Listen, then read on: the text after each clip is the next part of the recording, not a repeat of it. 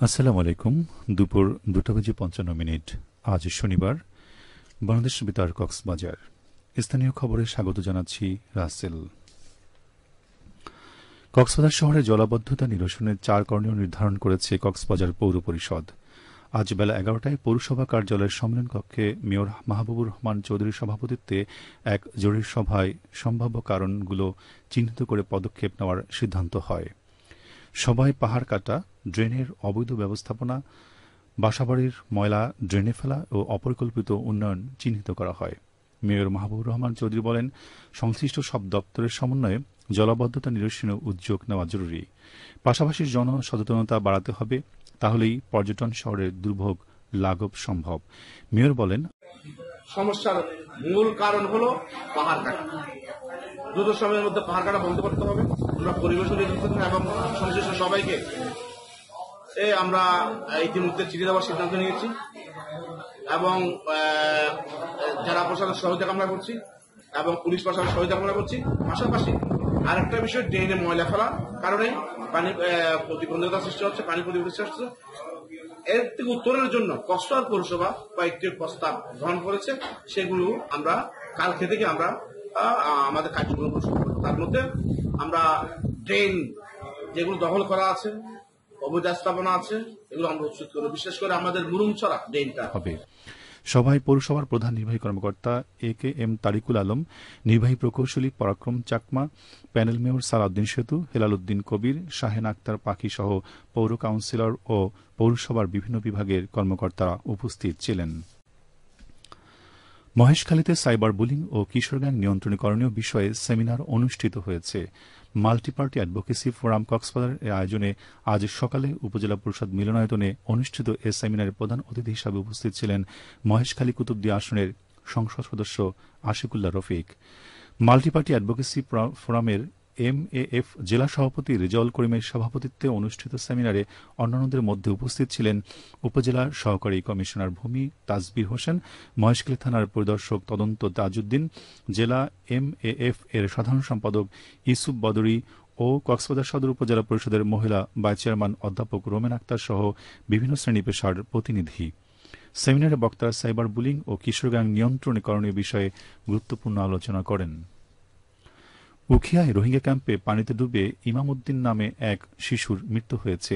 গতকাল 19 নম্বর ক্যাম্পে এ দুর্ঘটনা ঘটে। নিহত ইমাম উদ্দিনের বয়স 4 বছর। সে একই ক্যাম্পের A10 ব্লকের মোহাম্মদ ইউনুসের ছেলে। উখিয়া থানা ভারপ্রাপ্ত কর্মকর্তা ওসি মোহাম্মদ শামীম হোসেন এ তথ্য নিশ্চিত করেছেন। তিনি বলেন, এ ঘটনায় একটি অপমৃত্যু মামলা রুজু করা হয়েছে।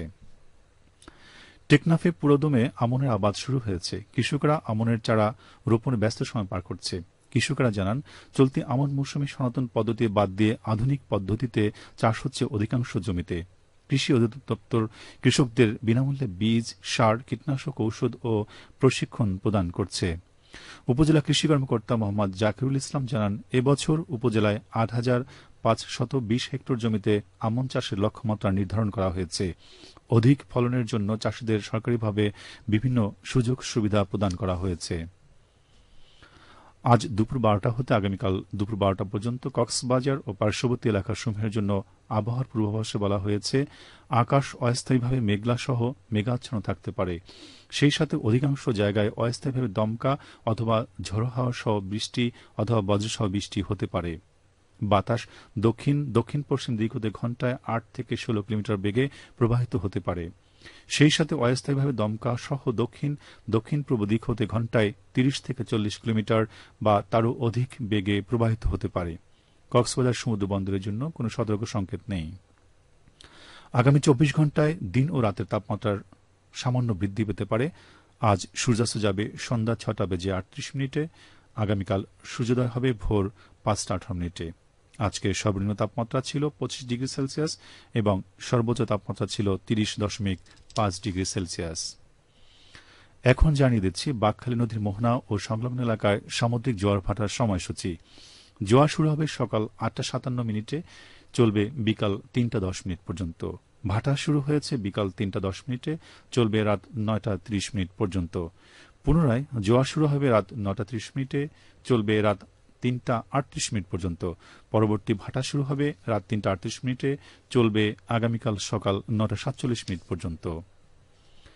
পর্যটন নগরী কক্সবাজারে আগত ভ্রমণ পিয়াসুদের সাগরের পানিতে নামার পূর্বে সাবধানতা অবলম্বন করার জন্য অনুরোধ করা হচ্ছে।